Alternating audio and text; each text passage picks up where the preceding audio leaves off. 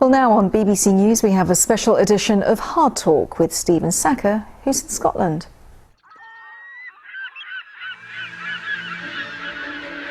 Britain is a proud island nation. The surrounding seas have always been a vital source of food. But who profits most from the UK's offshore riches? For 4 decades, the EU made the key decisions, but then came Brexit. Britain and the EU are locking horns over the terms of their future relationship, and places like this are on the front line. There is going to be a fight over fishing, and it could get ugly.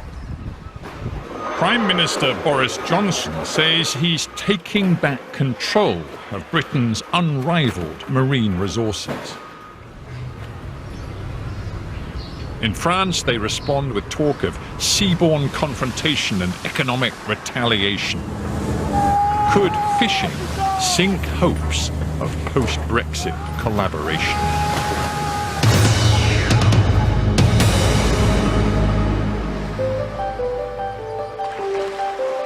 Dawn in Fraserburgh in deep midwinter. Scotland's northeast coast looks out on some of the best fishing grounds in the world. It's easy to see why Britain's fishermen have long felt isolated and ignored. To get to Fraserburgh from London involves a journey of 1,000 kilometres. You have to be up early to see what's come in with the overnight tide. It's just after 7 o'clock on a very chilly morning, and we've arrived at the fish market. Let's go inside and see what they're selling this morning.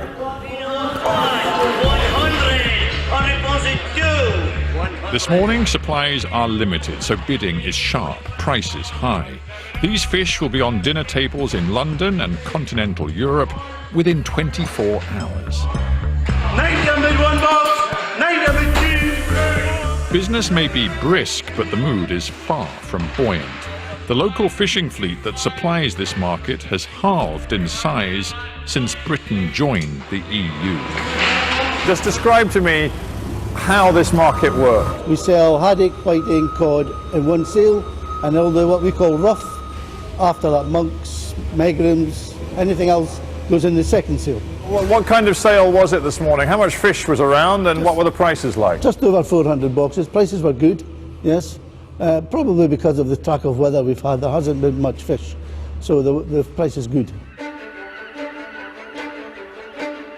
Just down the coast from Fraserburgh is Peterhead, one of Europe's biggest fishing ports. Harvest Hope is about to set sail on a 10-day trip far out into the North Atlantic on the hunt for cod and haddock.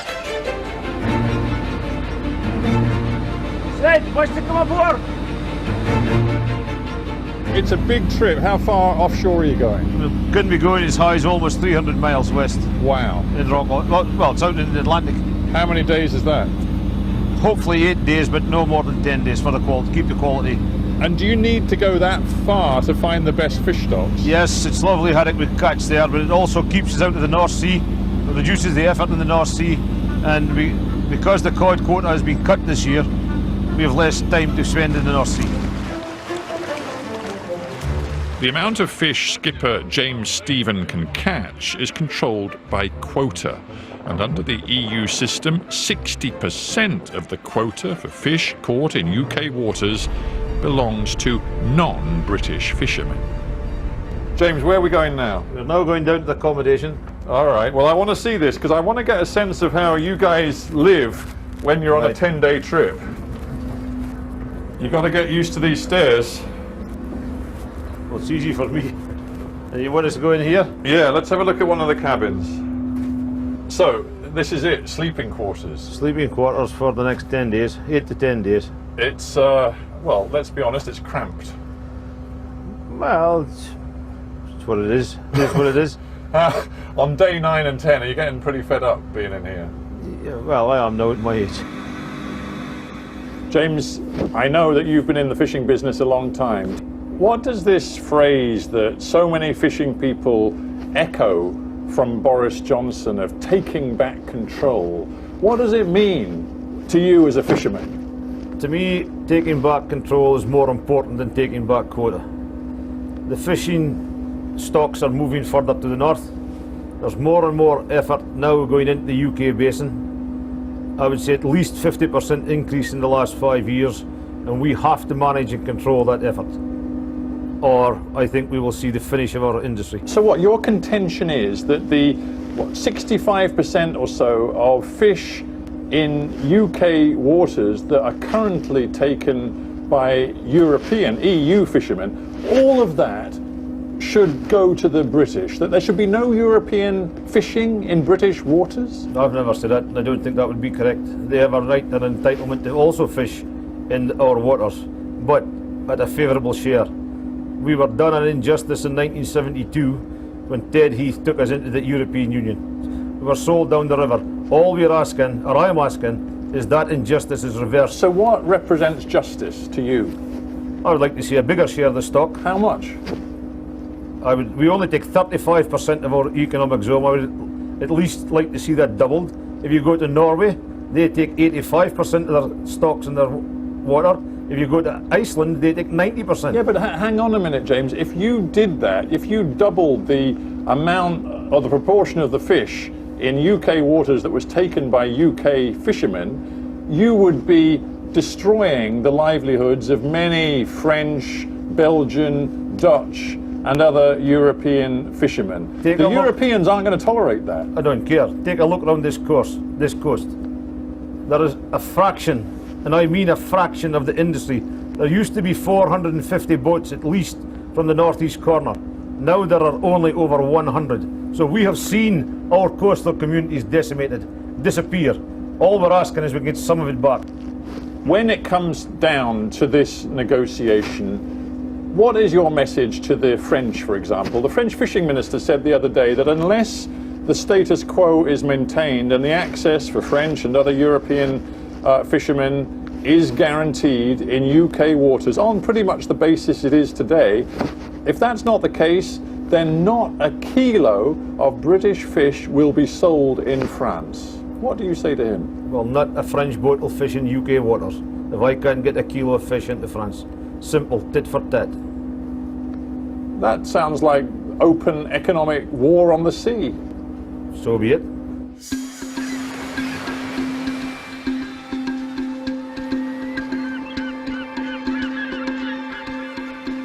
Deep sea fishing is a tough business. A couple of days after leaving Peterhead, James sent me these images of the steep swell whipped up by gale force winds. Still, at least he had found plenty of fish. Prime Minister Boris Johnson went to Peterhead to sell his vision of a rosy post-Brexit future for Britain's fishermen, liberated from Brussels control. But there are plenty of people in the seafood business who don't share his optimism. Denholm is a family-owned fish processing business. To see the production line, you have to be kitted out. Procedure Right. change for coming out of the factory. So I'm going to have both the coat and the boots. Yes, Okay. but you'll get a hair date first over there. Yep. What size of boots were you again? I'm 11. How's that? Perfect. Am I looking better now? Lovely. Just gorgeous. Great. Okay, I am now ready for anything inside this plant. This plant specialises in exporting mackerel and herring. More than 80% of their production is exported into the EU. The workers here are EU citizens from Eastern Europe. Roman, for example, was a trained lawyer from Latvia who came to Peterhead because he could earn more filleting fish. I just decided to find a job abroad, and I came here and find a job in a fishing factory. And you obviously quite like it because you've stayed here for a long time. Yes, I'm staying here for 12 years already. I took mortgage, I bought my own flat to live, and I am absolutely satisfied of my life. Brexit means the supply line of cheap labour from the EU will be cut off. Worse, if the EU imposes tariffs and a new customs regime on UK's seafood exports, this place is in big trouble. Robert, we speak at a time when the fishing industry is absolutely at the top of the political agenda because where we are in terms of Brexit and negotiating a trade deal. Do you regard this as a time of threat or opportunity for what you do? Well, I would hope it would be opportunity, but the concerns we have obviously is a no-deal Brexit would be devastating for our industry because the export business is a major part of it. You mean a no-trade deal where Britain walks away at the end of this year on WTO terms without any preferential trade arrangements at all? That does not bear thinking about. Why? Well, we depend on the export market. The EU is a major export customer, and if we go to WTO rules and duties are applied on our fish, we will be uncompetitive. So if the current standoff between the British government and the Europeans in terms of the fishing industry in the future continues, you are going to be looking at a situation where taxes are put on your mackerel as you sell it into Europe. How do you feel about that? Well, I mean, it would destroy our industry because if there are tariffs applied, we will have trouble getting raw material because we will not be able to pay our fishermen the market rate because we'll have to take into account a tariff when we sell the fish, which makes us uncompetitive. So Britain's fishermen are talking tough to Europe while the processors are full of foreboding. It's a conflict of interest which the EU can exploit.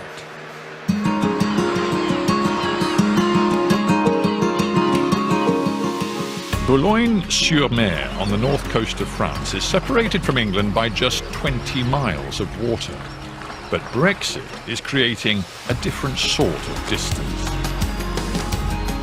There are 700 fishermen in this town. Some work on huge deep-sea trawlers, but most are on small family-owned boats which rely on EU-guaranteed access to UK waters. Gaëtan! Bonjour Steven! Bonjour! Gaëtan Delsart heads out on the Adèle Camille to lay lobster pots. His total annual quota of sole, turbot and shellfish adds up to little more than 30 tons. Tiny in terms of commercial fishing, but an entire livelihood for him and his crew. Pour être tout à fait honnête, je comprends. Alors je me fais pas beaucoup d'amis en disant ça, mais je comprends les Britanniques quand ils ont voulu expulser un peu tout le monde de leurs eaux. Et je pense qu'il faut les comprendre aussi parce qu'on a vu arriver ces dernières années des bateaux de plus en plus gros, de plus en plus performants, de plus en plus nombreux, qui capturent de plus en plus de poissons. Donc en tant que pêcheur, j'arrive à comprendre le pêcheur britannique qui a voulu foutre tout le monde dehors.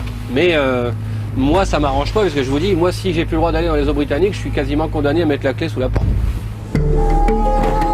French fishermen have a track record when it comes to direct action. Back in 2018, they attacked British boats in the Channel in a dispute over scallops. The UK is deploying more fisheries protection vessels in anticipation of a new wave of French anger. But in Boulogne, there are other ways the French can apply pressure on Britain's fishing industry. To understand the economy of Boulogne, you need to get away from the port and the fishing boats and drive into this sprawling industrial zone. Because what Boulogne has actually done is turn itself into the most important fish processing and distribution centre in all of Europe. This seafood logistics centre sends out 500 tonnes of fish every day to 22 countries. So this is really, it's like an Amazon distribution centre, but the difference is this one is totally and utterly devoted to seafood.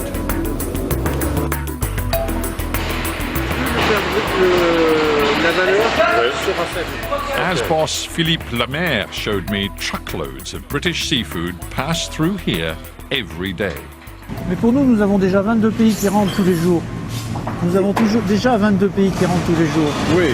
Donc l'impact sera moins fort pour nous. Toutes les industries sont ici à Boulogne. Si les Britanniques coupent le lien avec nous, c'est une catastrophe pour les pêcheurs britanniques. This has to be a high-speed 24/7 operation. But if the EU doesn't get a deal it likes on fishing, Britain's seafood exports could face major delays. The whole people working in the fish industry are very concerned about Brexit, especially if it's a hard Brexit, because it will be a problem for everyone. It's not. No, I don't think anyone sees it as an opportunity, because it will be a lot of more constraints, and it will be very difficult. You know, we work on we've got very small shell life. You know, so we have to be very quick, and if we lose 2 or 3 hours at the veterinary service, Because you mean of new inspections, new rules. yeah, with the custom clearance and everything, we lose actually 24 hours, because if the goods miss the departure, obviously the next departure is 1 day later. Which means that using British seafood, importing it, is going to be much less attractive.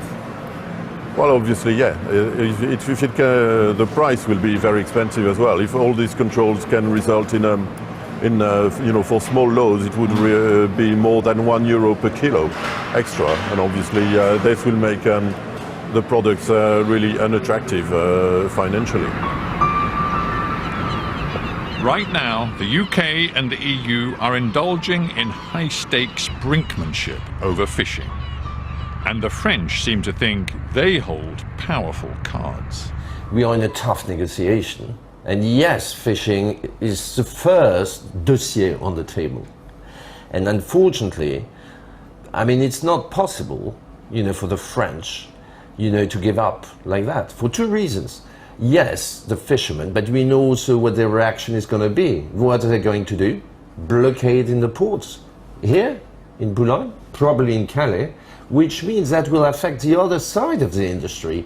All the goods, the 300 billion, you know, pounds of trade that are crossing the channel every year, will be affected if, you know, a couple of boats are blocking, you know, the ports of Calais and Boulogne. But Jean-Paul, this is insane. Are you telling me that the French are prepared to countenance blocking not just the fishing industry in the UK, but also blocking trade across the channel, all in the interests of a fishing industry in France, which represents a tiny, tiny proportion of your GDP? I know, but it's symbols. And we know also that Boris Johnson is also playing on symbols on both sides. So let's see. I mean, that's what we all say. That's what President Macron says. That's what President Bertrand, the regional, you know, president here, also said. Yeah, but he's your boss. He's my boss, yes. Well, is he bluffing? That's the question. No, are you French ultimately bluffing on this fishing matter? No, unfortunately, we are not. Fishing is a key obstacle to post-Brexit relations between Britain and Europe, not because of economics. It makes just a tiny contribution to both the British and EU economies, but because of politics. Symbolism and emotion make compromise difficult.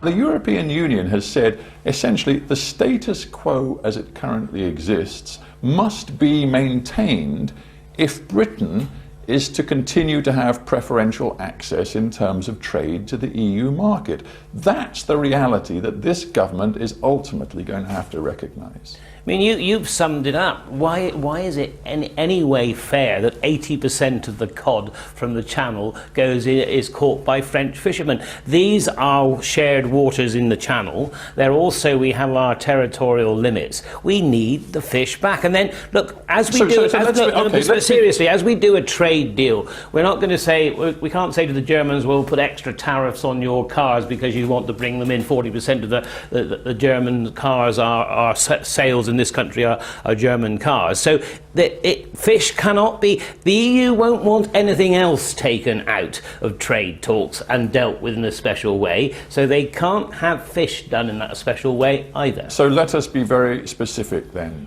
How much fish do you think the EU can legitimately claim to get after the Brexit negotiations are finished? You said it's currently about 60% of the fish in UK waters that they get. What do you think the number should be in the future?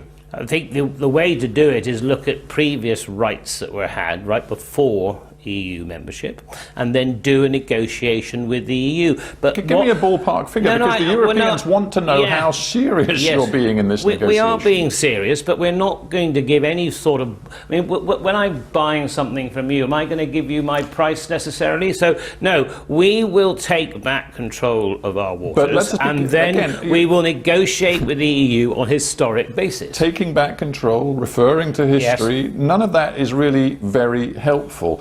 The Secretary of State for Environment, Food and Agriculture, George Eustace, said the other day that there will indeed be reduced access.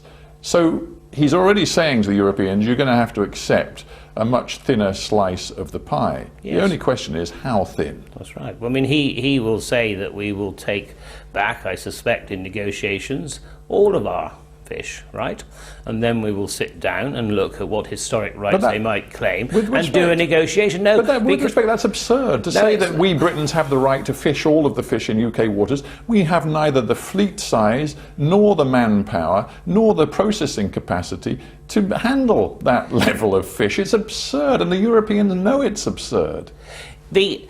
What needs to be done, and I will repeat this time and time again, is to take control of those waters back. Once we have the fish, have the quota, then we look at what we can fish, what they can claim historically is a right to fish, and that their right to fish, and then we sit down and negotiate. There will have to be a negotiation. Norway negotiates with the EU, everybody does. But I think what is fundamental is that there will be, and there must be, more fish for our fishermen, because we have not got anywhere near the share of fish that we should have from our waters at the moment. I think that the fact that we need to have our rights back and then negotiate as this independent coastal state is absolutely key. And that's what, as a select committee, that's as Parliament, that is what we are absolutely determined the government will do. Now, it's not easy. Well, it's easy to grandstand, but you must be aware that there's grandstanding on the other side. President Emmanuel Macron has made it quite clear that he wants the status quo to be maintained, French fishermen to continue to have the rights to fish in UK waters pretty much as they do. And he says if that deal can't be done, there will be no wider trade agreement. And if that's the case, many industrial sectors in the UK, much more important than fishing, are going to suffer. So the leverage here is really with the Europeans. Don't you think there wasn't always ever going to be grandstanding on either side? I mean, as far as I'm concerned, isn't it time for you to end the grandstanding? No, it's not time for us to end the grandstanding when you've got the French president just thinking he can walk all over our waters or swim all over them. He cannot do that. And the French will need to be face down of all the European states, and I had 10 years in the European Parliament, of all the European states, if any state is going to be difficult, it will be France. And we need to stand up to France, because we will do a deal with them, but they cannot dictate to us. This is the whole idea of leaving the European Union. Today's catch in Fraserburgh will be on Spanish plates tomorrow. But a year from now, well, who knows? Fishing has become a Brexit litmus test. The fishermen are about to find out what taking back control really means.